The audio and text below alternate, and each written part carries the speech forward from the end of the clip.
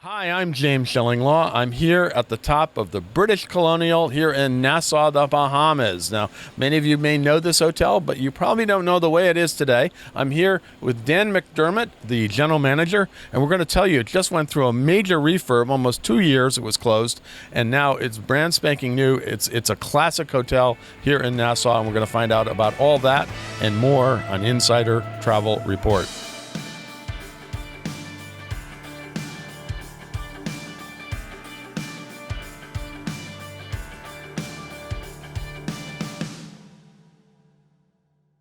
Dan, first of all, it's great to meet you here. What an amazing transformation this property is. I've been here many years ago. We were talking about it, and you've just finished a 2-year renovation, complete renovation. Give us a little history of this hotel, because it really has been at the center of Nassau for so long. Well, it's really, people say it's a Bahamian hotel, and obviously there's owners, but it really is truly a Bahamian hotel. It's woven into the fabric of the history of Nassau. It's been several different brands over the years, but at its roots, it's always been the British Colonial. And how old is the hotel, actually? Actually, it was built in 1901. Originally built by Henry Flagler, who also built obviously several different hotels. A few in Florida that we know. Yeah, that's right. A few in Florida that we know. But apparently at that time it was part of a portfolio of hotels, and guests would go back and forth between this property and several of the hotels in Florida as they continued to grow the railroad and develop Florida. Yeah. But the property itself, has those roots, but it's definitely identifiable in its own right. Well, you closed it totally. You've been renovating it, and you still got some things to do. You're still finishing up, but actually all the rooms are beautiful. They're really amazing. But let's talk a little bit about location, about where we are. We are really in the heart of Nassau, right? Well, you can kind of walk everywhere. We're about 500 yards from the port, which is great, but you're right around the corner from Parliament. You're right around the corner from the embassy for the U.S., and you're right in the heart of the financial district of Nassau as well. So it really works well. Yeah. So what about? And so you did a $50 million renovation of this property. What exactly did you do? Well, I mean, they really did a lot of things that you can see, and they did a lot of things that you can't see.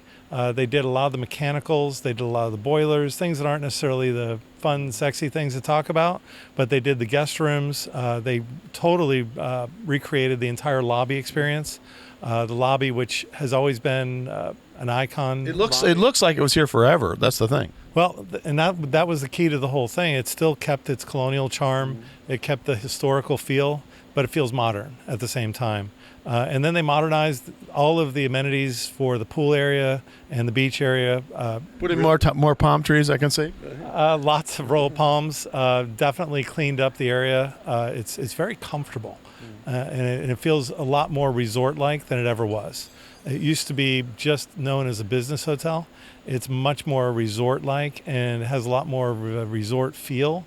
So it actually helps us from a marketing perspective, not only to target the business travelers that have always been coming to this property, but also allows us to go after the groups for not only incentives and corporate meetings, but it just gives us that wedding, extra oomph on the weddings and those, just getaways. Well, you've also renovated all the meeting rooms. I saw you were taking me around, and you've actually renamed them in theme with the British theme that you have here, right? Yeah, no, I think the meeting space flows extremely well.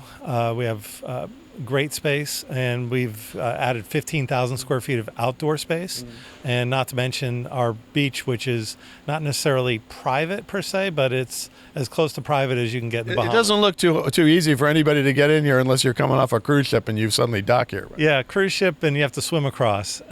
Or if you like, you can probably jump on a jet ski and probably get to the beach, but we'll stop you when you get too close. And you are indeed. We're right behind Dan is really Cruise Central. I mean, every day there are about 4 ships docked over there.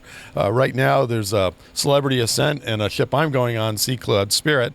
But it really is spectacular to watch them come in and out every day. Now let's talk about the accommodations. How many keys do you have?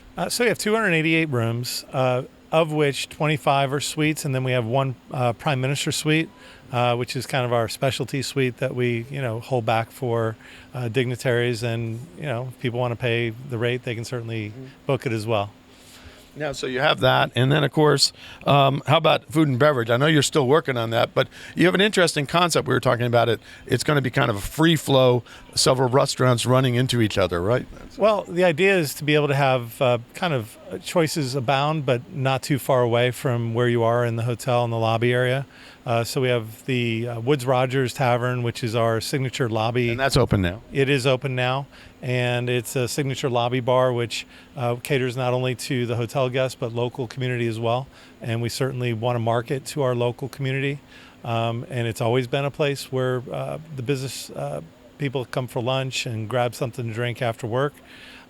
In addition, we've revamped the entire buffet restaurant area, which we've used primarily right now for breakfast.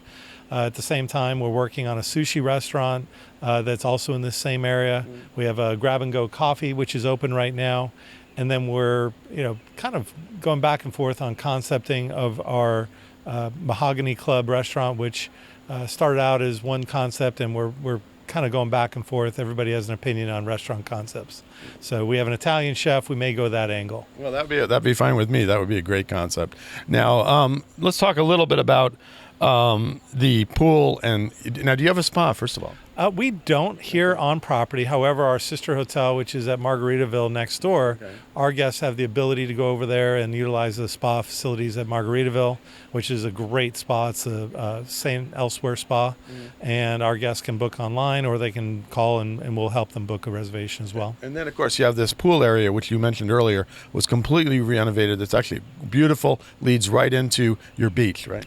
Yeah, no, they actually took one pool and they totally renovated one, and then they added an additional pool, which is more of a wading pool, but it has a unique soft floor bottom, so it's basically like a padded bottom, which is unique. And then it leads out to the Serenity Beach, which we spoke about earlier, which is as private a beach as you can get in the Bahamas. And it's right downtown Nassau, which is pretty amazing. It's got a great view of the whole of this whole harbor area. Now, what about the overall decor? You kept kind of a lot of the old, but it looks like it's been here forever, but it hasn't. And that's what's crazy, because you really have recreated this incredible historic decor. Well, I think our owners really kept that in mind, and certainly the exterior of the building, most people didn't know we did everything that we did until you walked in the lobby and everywhere else. So they kept a lot of the old world charm, but all of the wood has been totally refaced, all the mahogany woods, and then they actually added pillars that look like they've been there since the hotel was built.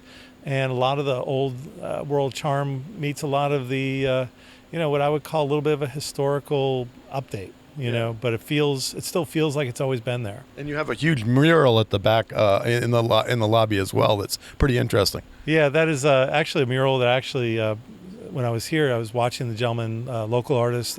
Sorry, I forgot his name, but it was the Woods Rogers mural. It's a mural of the Woods Rogers, whom the bar is named after. And the gentleman did it for about 3.5 months. I'd watch him paint it every single night. After all the work was done in the lobby, he'd come in and start painting. So it really does add that local flair. And again, they want to make sure that everybody here understands it's a Bahamian hotel. And then at the very beginning, at the entrance to the hotel, there's Woods Rogers again in the statue form, right? Yeah. And explain, who is Woods Rogers? I believe he was the first governor of Bahamas back in the day. And that statue, everybody will stop and take pictures throughout the day, all those cruise passengers that pass by. And then, we're trying to, make sure that people recognize the history of this property and the history of the Bahamas. No, that's fantastic. I love a hotel with history. And right now, you're not part of any group. People still call it the Hilton. It's no longer the Hilton, which I think you're not unhappy about. No, I worked for Hilton when I got out of school. It's a great company. It's a great brand. But it's also, there's something to be said about being an independent property. Yeah. We have a lot of freedom to market the property the way we want to. And also at the same time, we can kind of operate things as we see things that maybe one thing doesn't work or another thing doesn't work. We have the freedom to, kind of multifaceted changes on the fly without having to really ask permission. Now, it's kind of a nice feeling. Speaking of what is your background? Well, I graduated from Florida International University out of Miami. I've been working in hotels since I was about 16 years old. Grew up in Delray Beach, Florida. And used to scrape barnacles at the bottom of the boats in the Boca Raton Hotel and Club when I was a kid. And then went off to Puerto Rico, worked for the El Conquistador Resort down there. Actually was there twice, 6 years apart. My last position there was the hotel manager, where we had a 500-acre resort on a 300-foot cliff. And then I was in Telluride, Colorado, opened up a mountain resort there. A little different from here. Yeah, right? I was in Nashville, Tennessee, where I was at an old train station that was also a historic hotel with a magnificent lobby at the Union Station downtown Nashville, which had its own history. So I really do love the historical hotels. And then I've also been in Miami. I worked for Accor at the Pullman Hotel in Miami. Bounced around a little bit, but at the same time, most of the time staying 3, 4, 5 years in a property. No. Now you're here at the dawn of a new beginning for this hotel, which is great. Yeah, I think it gets me back a little bit to my resort roots. And it's exciting to be able to showcase this property, not only to people that knew it as it was, but to introduce it as to what it's going to be and what it is now. And we still have some work to do, but certainly I think people are shocked when they walk in compared to what it was. No, I certainly was, and I've been here a few times over the years. Now, one of the final questions is, how can travel advisors work best with you to make sure their clients are happy here? Well, I think we've got a great website out there at BritishColonial.com, and we also have contact us information with our sales group, and we're part of Aimbridge Hospitality also, so we have national sales folks out there in the market, Aimbridge being the largest third-party management company in the world. So, it's fortunate to have the sales support that we have. And at the same time, our sales team's ready to take all inquiries, whether it be a group inquiry for 10 rooms or, 150. We're ready and willing to take those inquiries. And we're certainly ready for the weddings.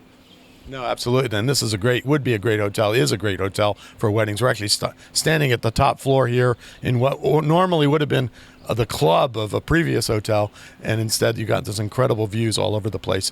Now, anything else you want to tell our 126,000 travel advisors? No, I think people would really, and if you're looking for something that's different from your typical chain hotel and you don't want to get caught up in one of the larger, magnificent, giant resorts that are here, and just still want to be able to just kind of find your own way and kind of enjoy the history, this is the place to be. Dan, I want to thank you for your hospitality here. We're here for a couple nights. It's great to see this hotel, great to see what you've done with it, and what more to come, I know. Again, thank you so much. Well, thank you. Thanks for being here. I'm James Schillinglaw, and this is Insider Travel Report.